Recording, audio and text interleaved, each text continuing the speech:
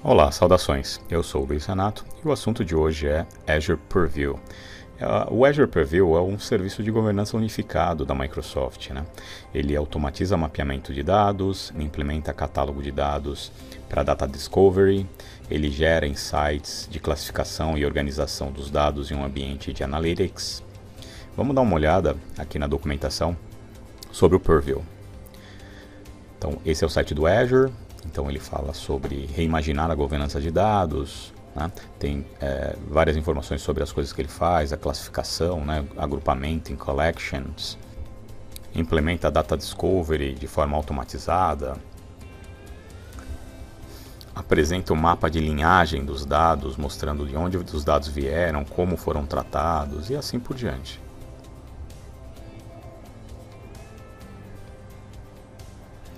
Eu vou abrir aqui o Azure. Eu já tenho uma instância do Purview provisionada e já fiz o Data Discovery de algumas fontes. Então, para acelerar, para mostrar para vocês. Então, eu tenho aqui meus recursos do Azure. Eu vou lá em Purview, tenho ele implementado. Você vê que a locação dele, né, a região onde eu implementei é o sul do Brasil. E aí eu abro o Purview Studio. Bom, essa é a cara do catálogo que os usuários vão ter acesso, né? É nessa interface que vai ocorrer a navegação de quem estiver fazendo Data Discovery, estiver fazendo busca por dados para tirar relatório, enfim, para criar insights. Então, nessa aba eu tenho sources. Esses sources aqui nessa aba, nessa visão, eles são agrupados por collections.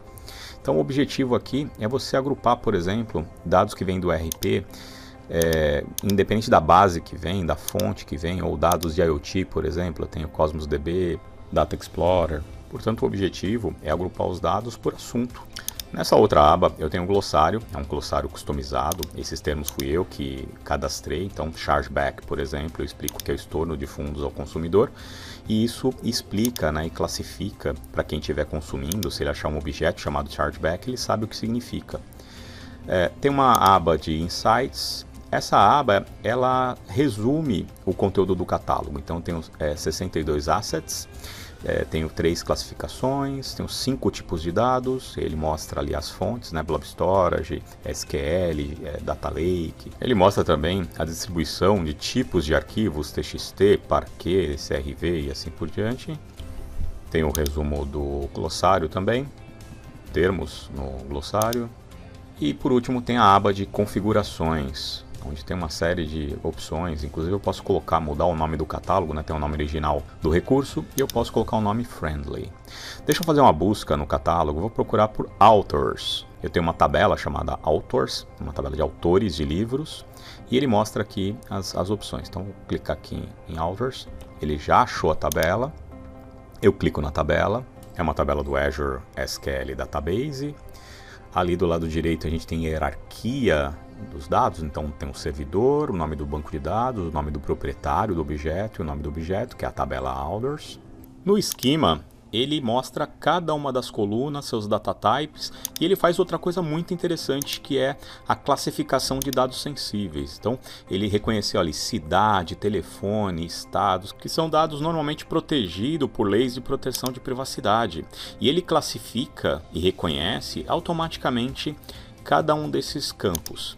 E você pode customizar e até criar novos tipos que sejam aderentes a LGPD, GDPR. Aqui do lado direito tem um botãozinho para você abrir o dado direto no Power BI, que só vai funcionar se você tiver permissão de acesso aos dados, claro.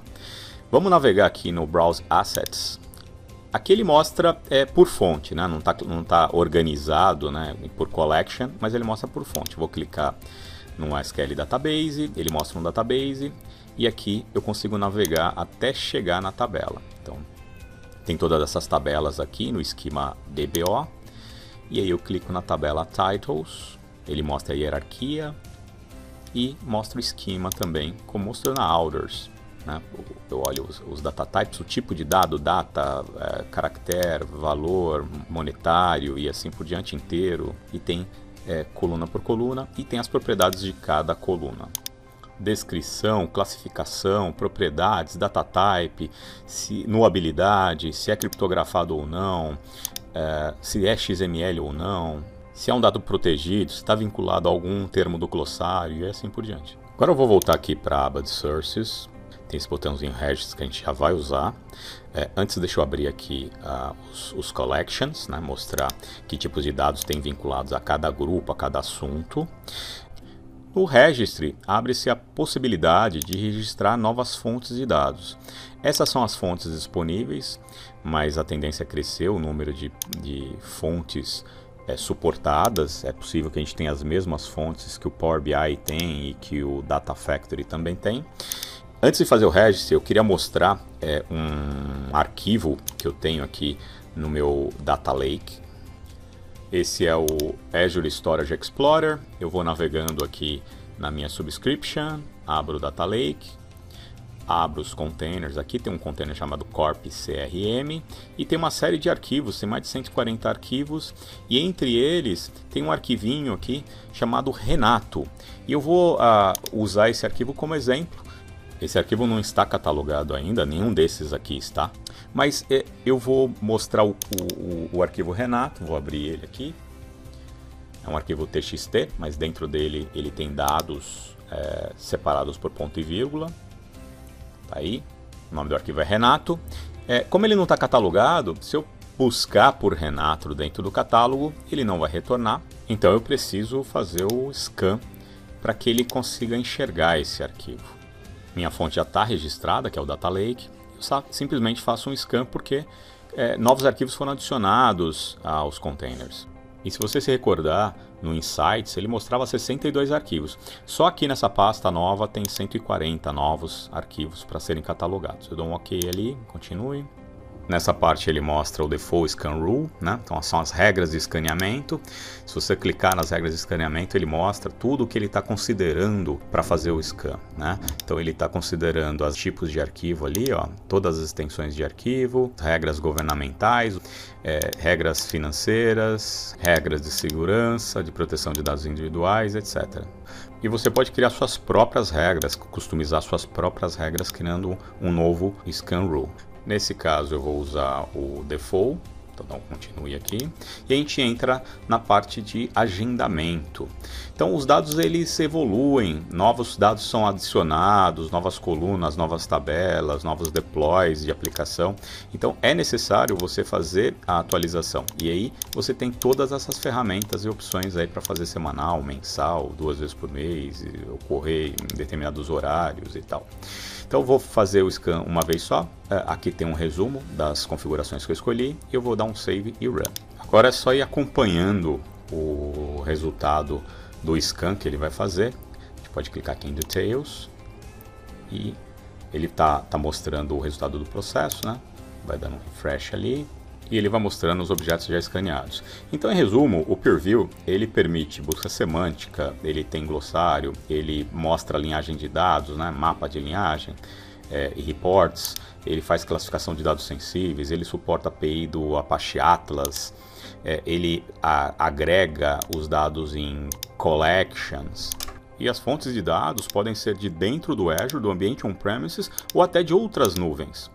Isso faz com que esse serviço possa ser usado pela sua empresa como um catálogo centralizado de todos os ativos de dados, não só de dados analíticos, mas de dados operacionais também. Bom, ele terminou aqui, vamos lá tentar fazer a busca.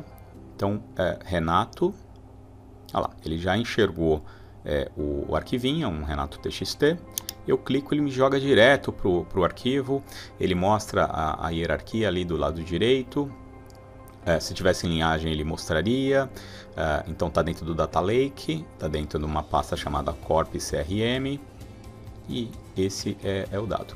Se eu clicar ali em Insights, ele já mostra que meu inventário foi acrescido de vários arquivos, eram 62 arquivos, pulou para 203, mostra as classificações de dados sensíveis que ele detectou automaticamente. Você vê aí número de cartão de crédito, nome, data de nascimento, e-mails, que são dados que são protegidos por normas corporativas ou por leis de proteção à privacidade. Ok, então vamos navegar mais nas opções de busca.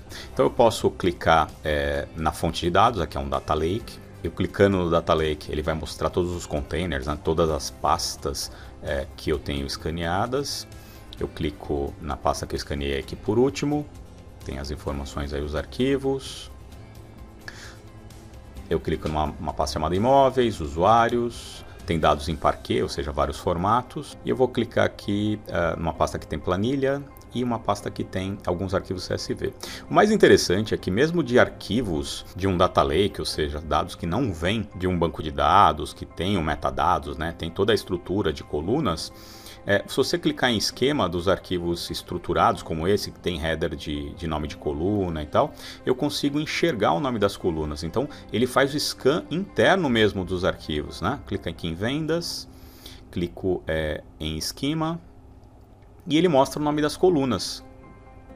Pedido e tal. E tem uma coluna chamada tipo de pagamento. Será que eu consigo fazer busca por nome de coluna de um arquivo do Data Lake? Então, deixa eu colocar aqui.